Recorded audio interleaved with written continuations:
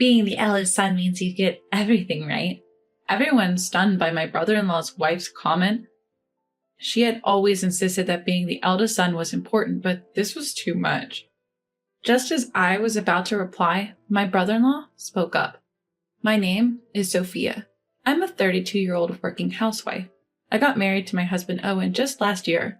We've known each other since elementary school, but our relationship was far from expected. We'd usually argue whenever we met, but during our college years, he confessed his feelings to me. Embarrassed, he scratched his cheek as I looked at him in surprise. I initially turned him down, but from that point on, I started thinking about him more. Half a year later, I was the one confessing to him. We dated for about 5 years after that. We went to tell his parents about our marriage. I was warmly welcomed. My, you must be Sophia. Owen has told me so much about you. It's such a pleasure to finally meet you today. Owen told me you're his first love. We're so happy to have someone like you as a part of our family. Well, I was pleased to hear this from my parents-in-law. Owen looked flustered next to me, his secret laid bare. The fact that I was his first love was news to me. The thought made me feel ticklish and happy. I whispered this to Owen and he turned bright red with embarrassment. The meeting ended on a positive note. Owen has a brother who is already married. We planned to meet them around the end of the year, so we headed home.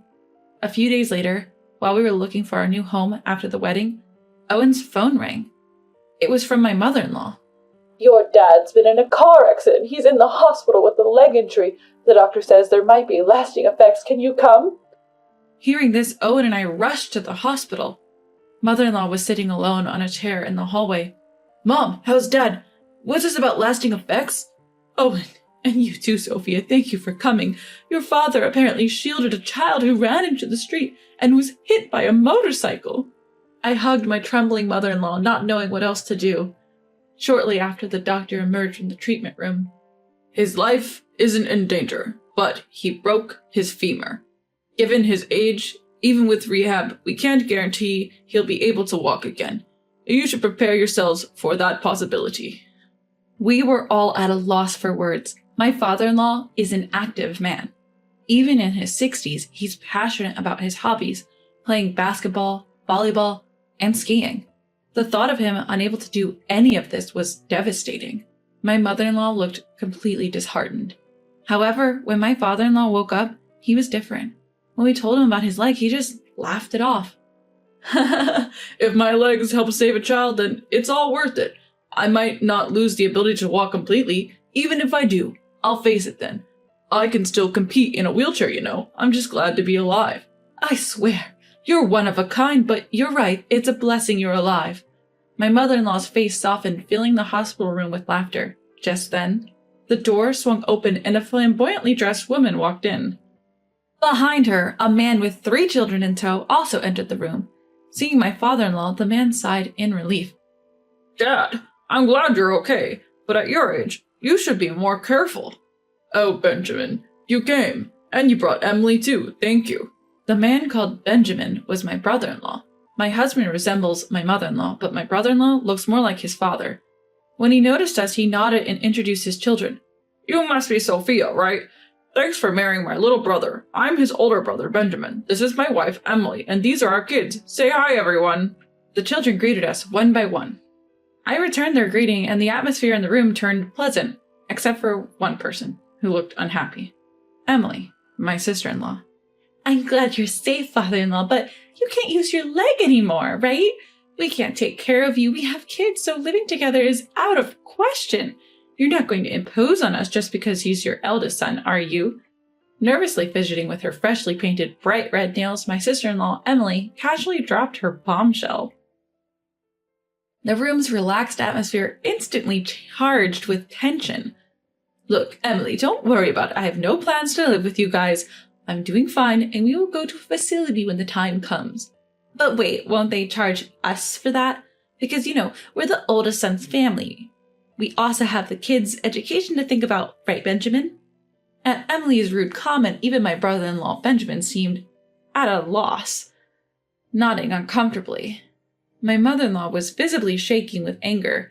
I glanced at my husband and then spoke up. Hi, Emily. Nice to meet you. I'm Sophia, Owen's wife. Let me handle the situation with my mother-in-law. I mostly work from home, so if she stays with us, caregiving won't be an issue. We won't charge you just because you're the oldest son's family. Oh, really? That is such a relief. Nice to meet you. Seeming satisfied, Emily announced it was time for her salon appointment and left. All right, we should get going too. Sophia, please take care of Dad for us. Benjamin left the hospital room, taking the kids with him to follow Emily. What's the deal with Emily? She's unbelievably rude. Yeah, she just showed up about 10 years ago, already pregnant, and my brother married her shortly after. Even my in-laws didn't seem to know how Benjamin and Emily met or started dating. After they got married, they lived close to the family home. They'd drop their kids off and go out. But whenever they were asked for a favor, Emily always refused, complaining about them being the oldest son's family. But when it suited her, she emphasized that point. Mother-in-law, father-in-law, I wasn't speaking on impulse earlier. Owen and I discussed this on the way to the hospital. Right, Owen? Exactly. Sophia suggested it. We haven't settled on a place yet, and a house next door just went on the market. We're thinking of buying it and building a home that accommodates both families. It'll be accessible for you, and we'll cover the costs. Both my mother-in-law and father-in-law were delighted with our proposal. We quickly moved to secure the land. Luckily, both of us have stable income, so we passed the financial check easily. Soon after, we began plans to demolish the existing home and build a new two-family house. I suggested a design where we share the kitchen and water facilities. However, mother-in-law had some reservations. If we do that, selling the house later could be a hassle, or so I've heard. When we're gone, you won't need both parts of the house, right? It's better to have the option to rent it out. Also, we'll contribute financially, half of the down payment and half of the remaining mortgage. Put it under both Owen and Sophia's names. Owen will inherit it after us anyway, so it makes sense to keep it in both names. That way it won't be a part of any inheritance issues. Grateful for mother-in-law's thoughtfulness, we decided to build a fully separate duplex. While it was under construction, we stayed in an accessible condo. Living with parents-in-law was surprisingly stress-free, and every day was enjoyable. Just a few days before moving into the new house, brother-in-law's family showed up unannounced at the condo to visit father-in-law. Brother-in-law's wife, making herself comfortable, commented while sipping the tea I made. Hey, mother-in-law, isn't this a bit much? The house is a fully separate duplex, right? I've considered the same thing. What are you talking about? Sophia and Owen are building this for us. We have no plans to live with you now or in the future. You can't handle caregiving tasks anyway, so don't worry about it. Mother-in-law's explanation didn't seem to satisfy brother-in-law's wife. Not hiding her dissatisfaction, brother-in-law's wife started voicing her thoughts. Look, in the end, Benjamin will inherit the family home, right? Then it's obviously better if we live there from the start, and 5 bedrooms for just Owen and Sophia is excessive. We have 3 kids, and it would be just right for us. Our current place is too cramped, so it'd be a big help, right? So we'll take the left side, and mother-in-law can have the right side. By the left side, brother-in-law's wife meant the part we were supposed to live in. We had planned for the possibility of needing full-time care in the future, so the ground floor had 3 bedrooms, with 2 additional rooms on the upper floor. The ground floor was for guests and father-in-law, and we had all agreed on this layout. Yet brother-in-law's wife assumed that they would use it. So if you're going to live there, you'll cover all the construction costs, right? And you'll also handle the caregiving. That was our plan when we built the place. What are you saying? All of you are supposed to be on the right side, right? If caregiving is involved, cohabitation is essential. We're already living harmoniously, right? Then just keep it that way. We won't have to pay anything. Emily just continued dreaming aloud. In her dream world, her family saves on rent and lives in a spacious home, happy as can be. For the in-laws and us, caregiving becomes easier and we get to see brother-in-law's wife's children regularly, making everyone happy. In her head, we owe it to my sister-in-law, who made the win-win proposal. My father-in-law had been silently listening the whole time, but he now instructed my mother-in-law to retrieve something from a drawer. Following his instructions, my mother-in-law pulled out a thick envelope in a single sheet of paper. In this envelope is $500,000. This is for you both. In return, never contact us again. And Benjamin, sign this document. Our entire inheritance will go to Owen. Everyone absorbing my father-in-law's words, my brother-in-law looked shocked. My mother-in-law seemed to have been aware of this plan all along. The room fell silent for a moment. My sister-in-law wasn't one to back down easily. But he's the eldest son. Doesn't the eldest son get everything? Everyone was stunned at her audacity. She always insisted that the eldest son was the most important, but this was too much. Just as I was about to retort, my brother-in-law cut in. Enough is enough. Not just with my parents, but also with my brother and his wife. I can't go on with you anymore. Let's divorce. Dad, will this signature do for announcing the inheritance? And I don't need the $500,000, but please don't cut us off. The kids love you guys. At brother-in-law's words, father-in-law nodded in agreement. Mother-in-law, with tears in her eyes, seemed to be okay with it too. For a moment, my sister-in-law looked dumbfounded, but she soon regained her composure and started shouting. Who do you think you are? Fine, let's get a divorce, but you'll pay me alimony in court. What are you talking about? You're the one who will have to pay alimony. My brother-in-law said, pulling out an envelope from a large bag.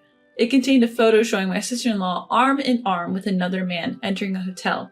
Her face turned pale at the sight of it. He continued, unfazed.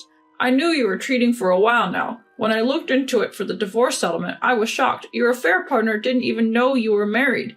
Even had an engagement going. He's really angry, planning to claim compensation in the divorce trial. What, you told him? You're ruining my new start. What? Everyone just enjoys bullying me? I won't forgive ruining my engagement. Facing his wife's sudden anger, brother-in-law handed her the divorce papers. If you give me custody and our savings, I don't need alimony or child support. I'm sick of your cheating and your spending. Please just divorce me. If you're that desperate for a divorce, fine, but don't come crawling back to apologize later. Live with your regret.